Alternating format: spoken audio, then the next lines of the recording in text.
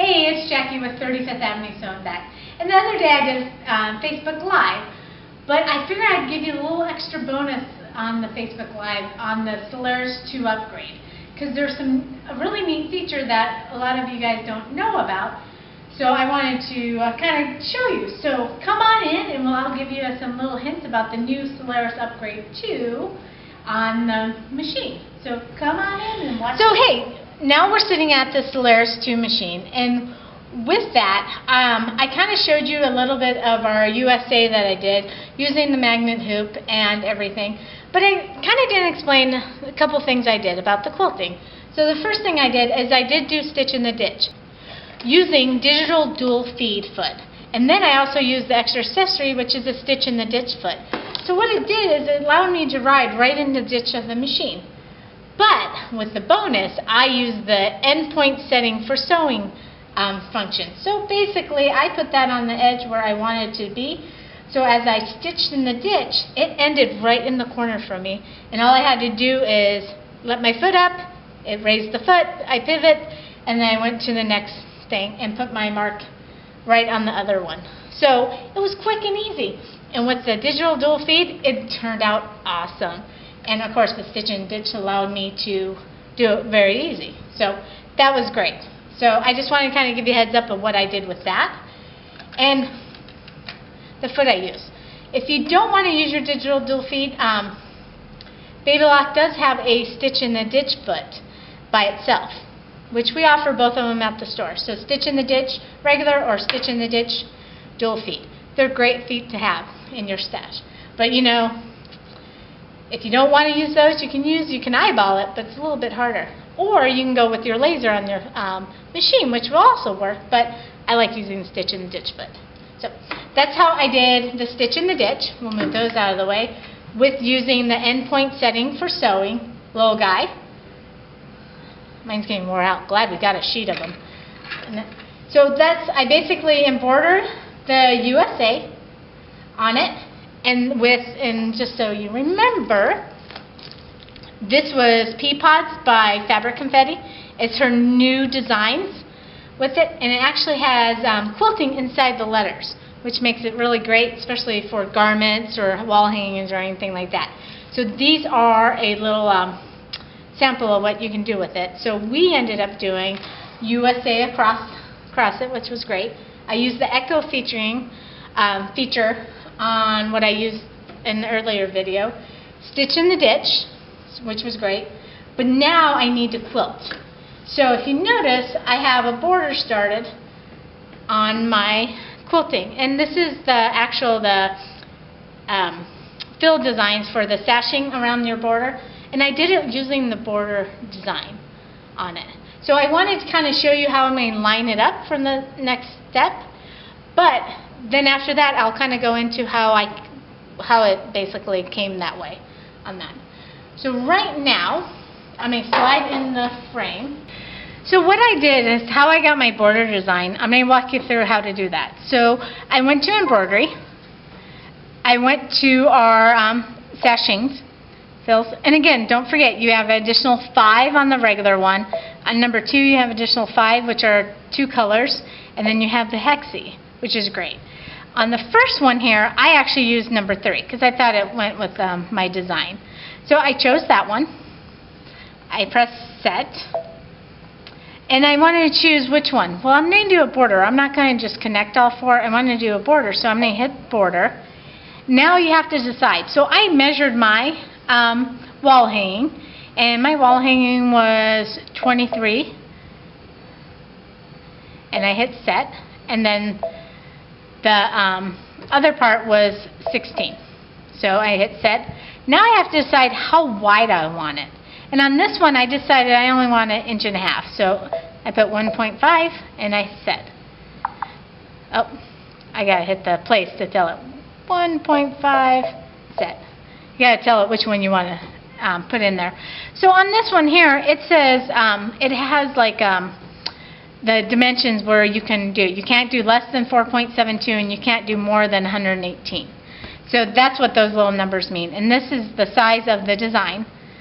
And I also chose the hoop I was using. And I am using the new magnet hoop, which is 7 by 14, so it knows how to break it up and everything. So that's another reason why you want to choose that, because they'll know how much it can fit into the hoop. Then I hit next, and this is kind of what it's going to tell me what it's going to do. And it's 12 pieces of the thing, and it's going to be 23 by 16 when we're done. We hope, right? It should be right on the money. So I'm going to hit memory, and what it does is it saves it into the memory. Oh, see, I've done the work earlier with that. So it's going to save it into memory, and I choose the one that says 16 by 23 on it, and I'm going to choose that, and I'm going to choose my one, and I'm going to hit set.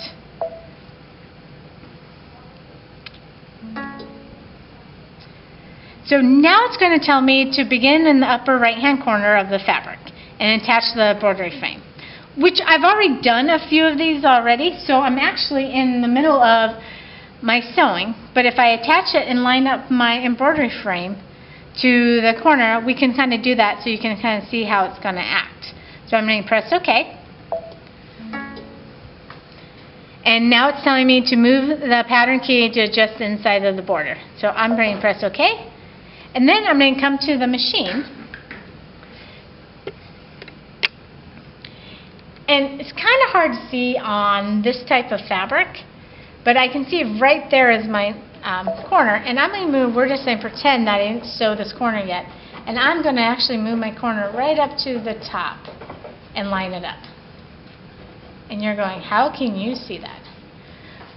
It's kind of hard to see. Let me grab this little thing. I'm just going to put this in here since I have it. See how you can see the design? And what I do is I actually usually use a piece of paper or something to line it up, but I know that's exactly where my design was stitched. So that's where I would line up my first design and let it stitch. So I know it's going to stitch that corner, which it already has, and we're going to pretend we stitched it.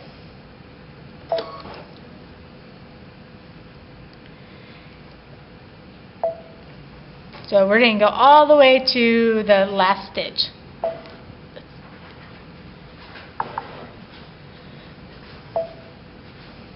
And I'm just going to let it stitch the very last stitch so I can have it done. So now I'm going to show you what happens next.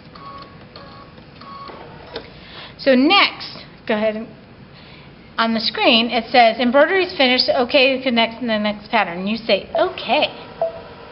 Now it's going to bring up the next design, and it's going to say rotate the keys to adjust the angle pattern and while keeping the eye on the point. So you got to watch the point for the next one, and you know, if you hoop crooked, which I actually kind of did, you know, you have to adjust the point. So I'm going to press OK, and then I'm going to bring this in, and then I'm going to match my points of where I'm going to go.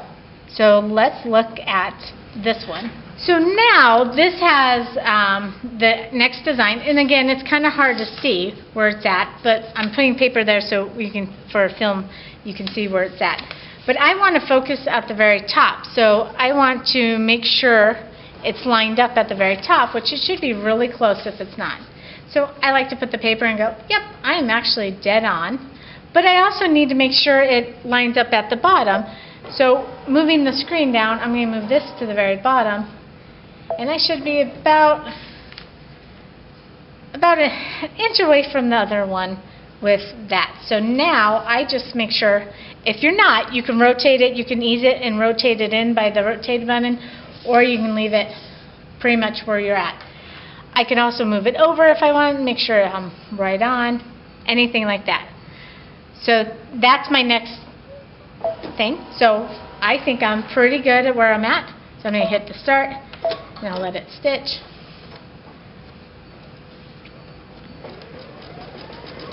Now it's going to stitch the white. Again, I chose a multicolored one, so you can see the new one. Again, choosing what size you want on your stashing on your quilt, it's totally up to you. And this is all practice. You got to realize it's not going to. I've done it 2 or 3, 4 times, and you know I always got to think about it when I do it.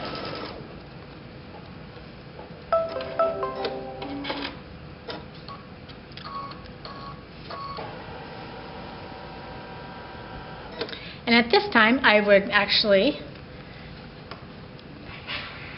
cut my thread and grab my next one. Sorry, my arm's in the way. And we're just saying, flip it down there really quick so we have it.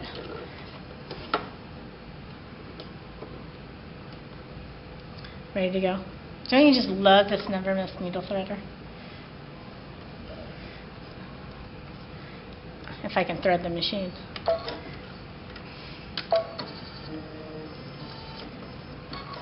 And now I'm just saying let it stitch the next color.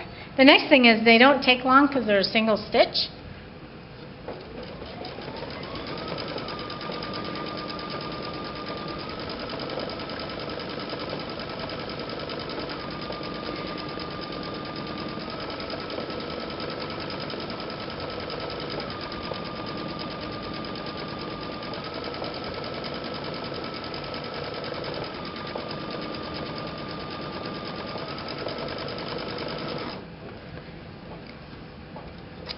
And voila!